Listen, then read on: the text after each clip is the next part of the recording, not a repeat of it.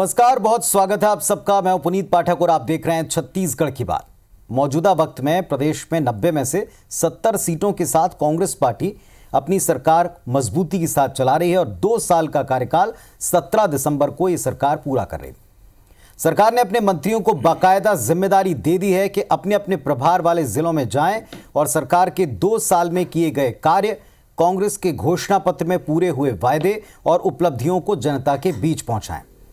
इधर विपक्ष का साफ साफ कहना है कि इतने बड़े मैंडेट के साथ सत्ता में आई कांग्रेस पार्टी पूरे 2 साल राज कर चुकी, लेकिन सरकार ने ना तो कोई वायदा निभाया, ना विकास ही किया, और इसीलिए अब विपक्ष सड़क पर उतरेगा और सरकार की नाकामियों का पूरा कच्चा चिट्ठा जनता के बीच खोलेगा। सरकार को घेरने के लिए भाजपा धान खरीदी केंद्रों में धरना प्रदर्शन करेगी।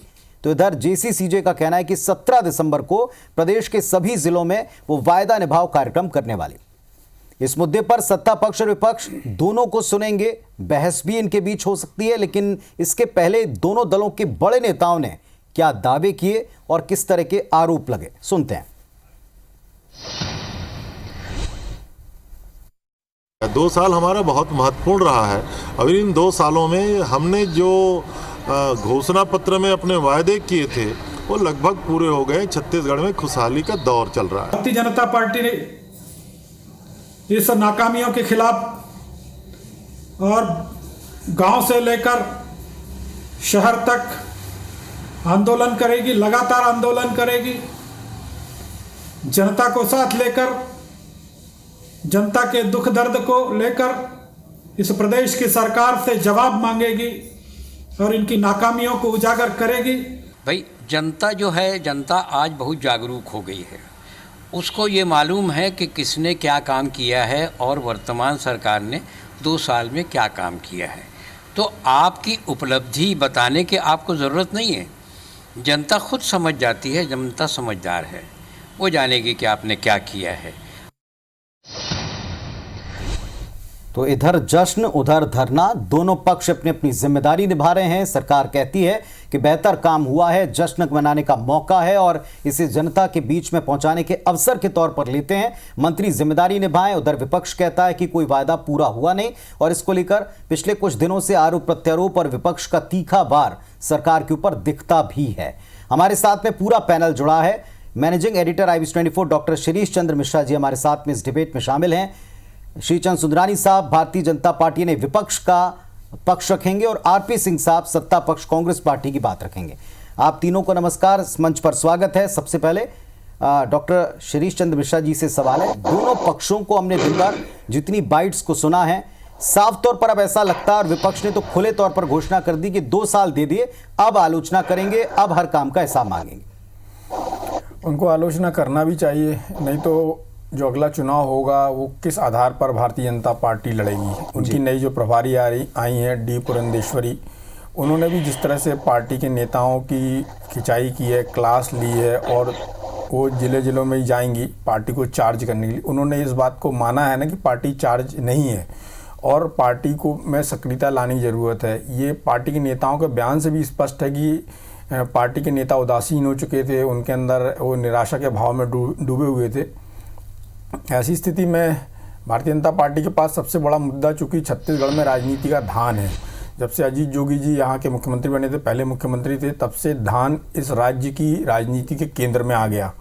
और जब भारतीय जनता पार्टी पिछला चुनाव हारी तो भारतीय जनता पार्टी से जुड़े हुए जो नेता थे और जो बड़े अधिकारी थे, जो इनकी रणनीति बनाने में, सरकार के कामकाज में गहरा दखल रखते थे, ऐसे लोगों का कहना था कि पार्टी के हाईकमान ने छत्तीसगढ़ की आत्मा, जिसे धान को कहा जाता है, उसको इग्नोर किया, उस पर ध्यान नहीं दिया। हमारी पार्टी ने जो बोनस और बाकी बातें की उस पर ध्यान नहीं दिया, जिसके चलते हमको एक बड़ा हार का सामना करना पड़ा। अभी हाल में ही मध्य प्रदेश से खबर आई है कि वहाँ पर किसी कंपनी ने धान नहीं खरीदा, तो वहाँ के SDM ने जो चार्ज लगाया उसके हिसाब से वहाँ पर धान 3000 रुपये क्विंटल पे ख़रीदा जाएगा। ये खबर है पिपरिया की।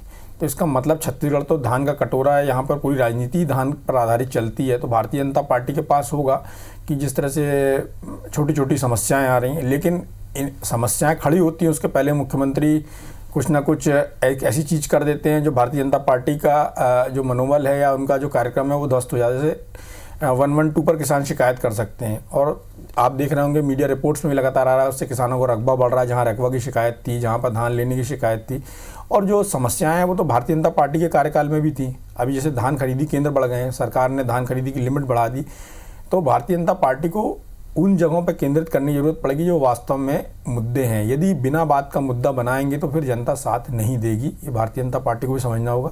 जहाँ तक कांग्रेस की जश्न की बात है, तो कांग्रेस को जश्न मनाने का हक भी है।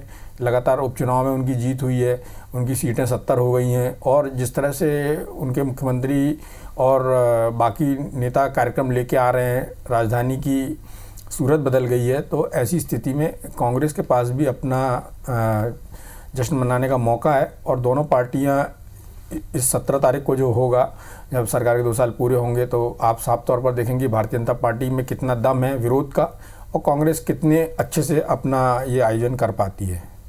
आरपी सिंह साहब हैं कांग्रेस पार्टी की तरफ से। सिंह साहब, ये विपक्ष अपने नेताओं को एक तरह से आप लगातार बोलते रहे, सत्ता पक्ष में रहकर विपक्ष है कहाँ, विपक्ष कहाँ है, जमीन पर नहीं है, जनता के बीच नहीं है, दूर हो गए हैं, इस तरह के आरोप लगते रहे।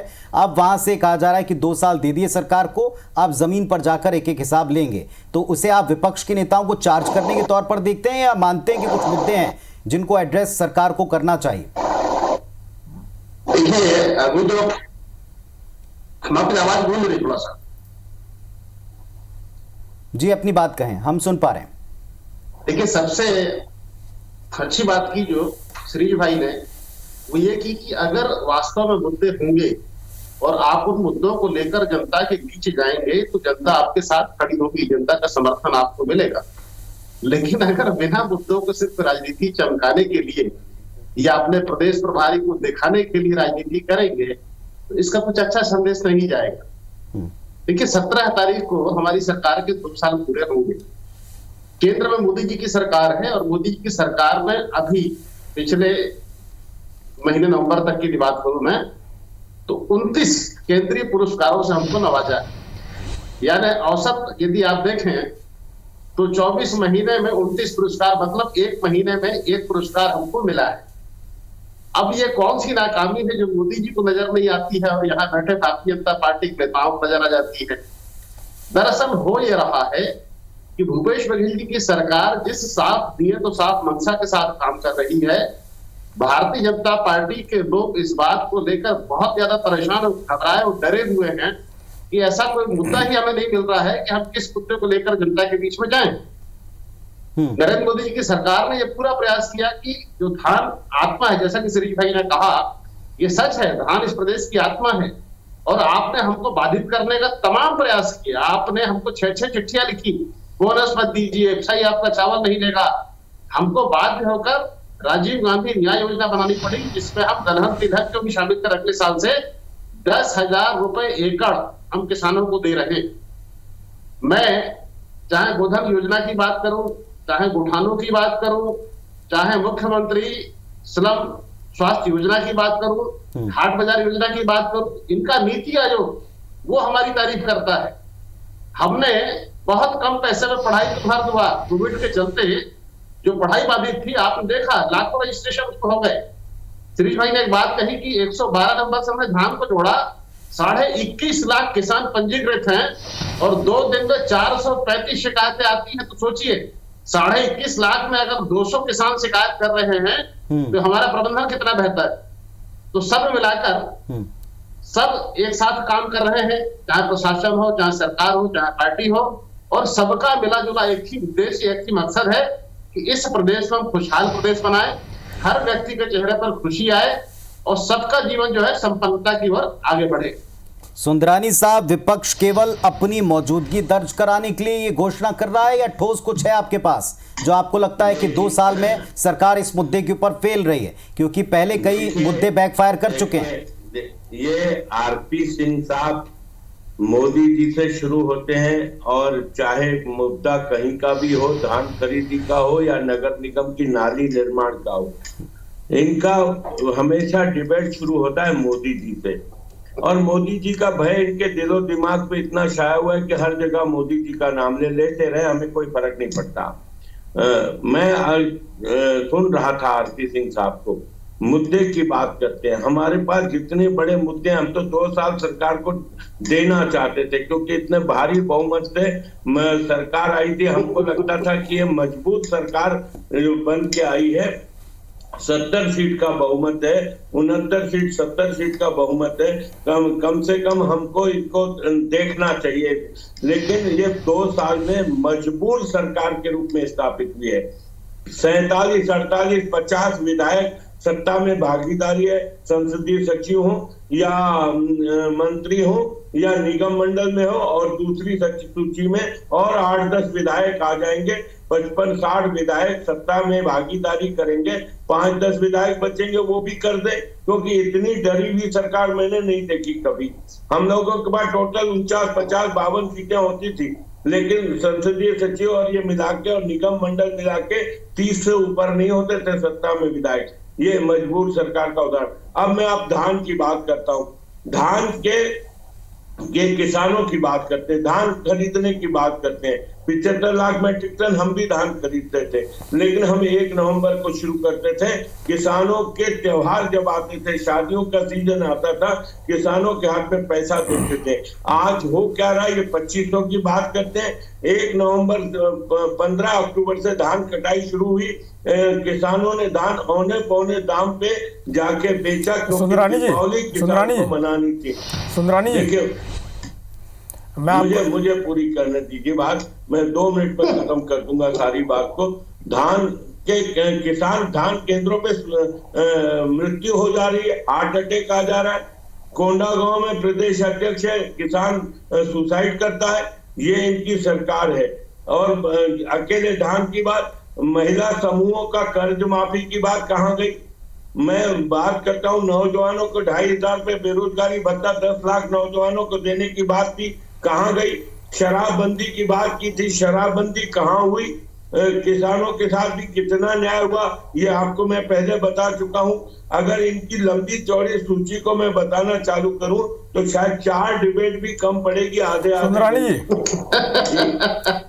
जी, आपने बहुत अच्छी बात कही कि बताएं इतने बड़े बड़े मुद्दे आपके पास हैं। यही तो भूपेश बघेल जी ने किया था जब वो विपक्ष में थे और वहां पर कांग्रेस के अध्यक्ष हुआ करते थे। उन्होंने देखा कि सरकार किन किन चीज़ों को इग्नोर कर रही, जैसे चिटफंड का मामला था, बहुत सारी चीज़ें ऐसी थी जिसको उन्होंने अपने घोषणा पत्र में शामिल किया और उन्होंने आंदोलन किए। अब यदि सरकार 1 नवंबर से धान नहीं खरीद रही थी तो आप लोग 1-1.5 महीने से क्या कर रहे थे? आपको आंदोलन करना चाहिए था। एक मिनट सुनिए, हमने किया आंदोलन। नहीं, ऐसा नहीं किया। आपने एक औपचारिकता की, कहीं छोटे मोटे धरने दिए, और दूसरे जहाँ महिला स्वसहायता समूह की बात कर रहे हैं आप, उसमें भी आपने कोई जन आंदोलन नहीं खड़ा किया। बेरोजगार को यदि भत्ता नहीं मिला तो उसके लिए आपने बेरोजगारों के लिए कोई आंदोलन नहीं खड़ा किया। आप किस चीज का वेट कर रहे थे? और यदि आपके पास ये 3 बड़े मुद्दे हैं, मैंने पहले ही कहा कि एक नई सरकार बनी थी, इतने बड़े बहुमत की सरकार थी, हम पहले दिन से ही आंदोलन शुरू कर देते तो वो राजनीतिक आंदोलन दिखता।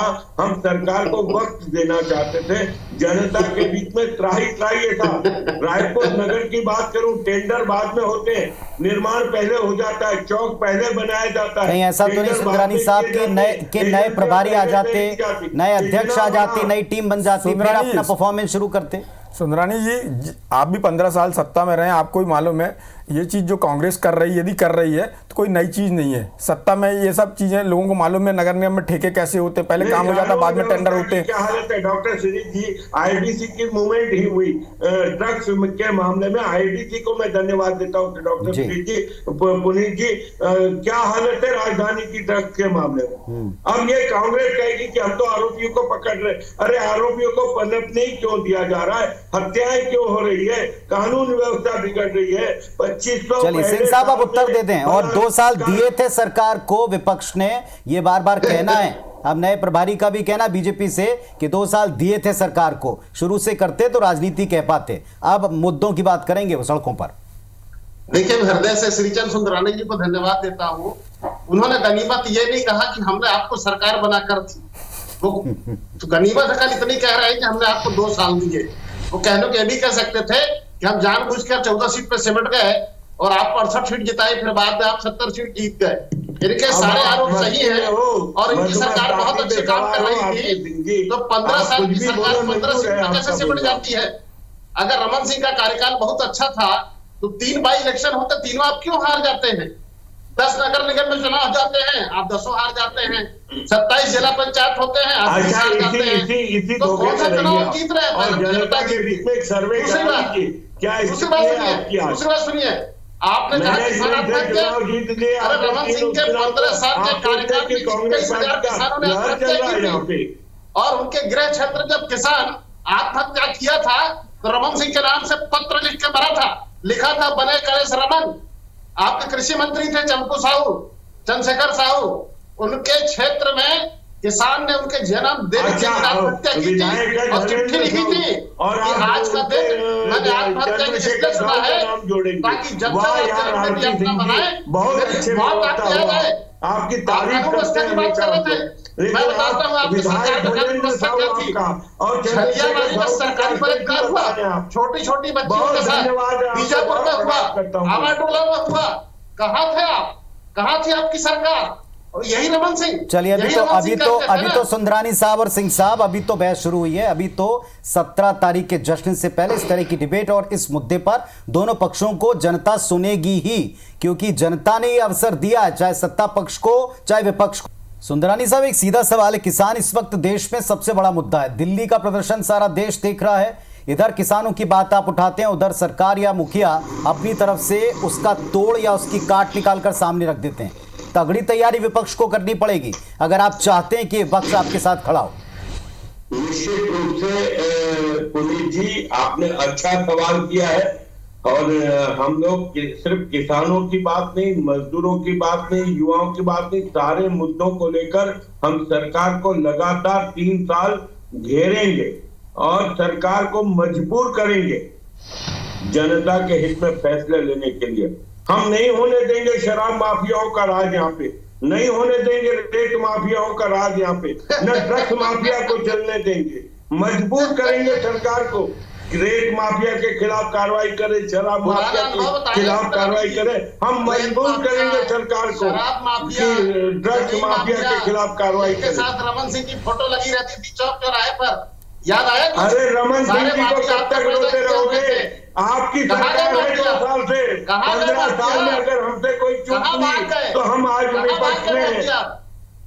हम जनता को एहसास हो गया है कि हमने भूल करी यहाँ पे सरकार बदल के। विकास के काम ठप हो गए, विकास के काम ठप हो गए, किसान परेशान, मजदूर परेशान, नौजवानों को रोजगार नहीं, महिला स्व सहायता समूह में भर्ती नहीं, होम गार्ड में भर्ती नहीं, शिक्षा कर्मियों में भर्ती नहीं। कहाँ छत्तीसगढ़ को खड़ा कर दिया? 40,000 करोड़ रुपए का कर्ज 1.5 साल में ले लिया।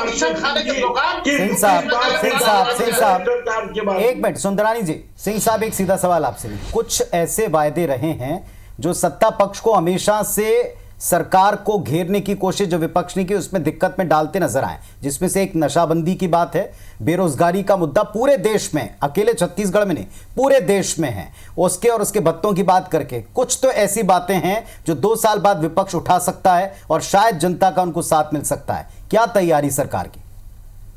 देखिए, मेरा कहना है शराबबंदी एक मुद्दा बड़ा है और मुद्दा बड़ा होना चाहिए। वायदा है आपका? हाँ, हमारा वायदा है। तो हम तो ये बात कहते हैं, अगर पूरे देश में एक दिन नोटबंदी हो सकती है, पूरे देश में अगर देशबंदी हो सकती है, तो पूरे देश में जवाब दो ना। नोटबंदी पे तो आप 100 बार बोल चुके हो, 1000 बार बोल चुके हो। शराबबंदी की बात करो ना। जब कोरोना काल में लॉकडाउन था तब शराब की दुकानें बंद रही।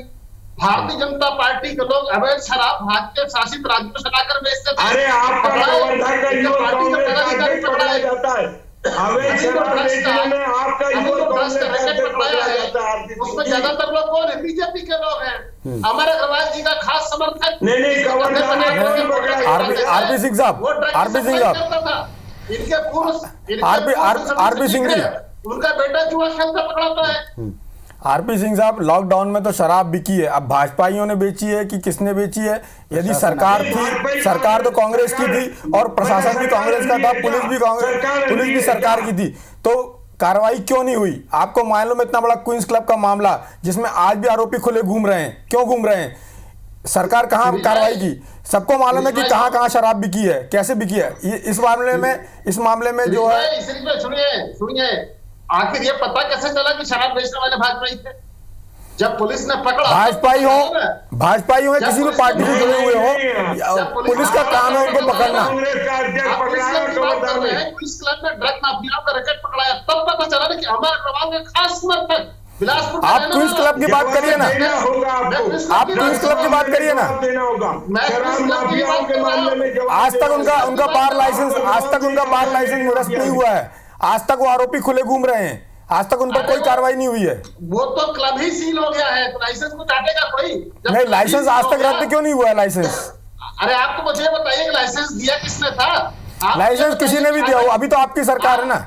अरे हम तो विपक्ष में हैं, हमने सील कर दिया, हम तो विपक्ष में हैं।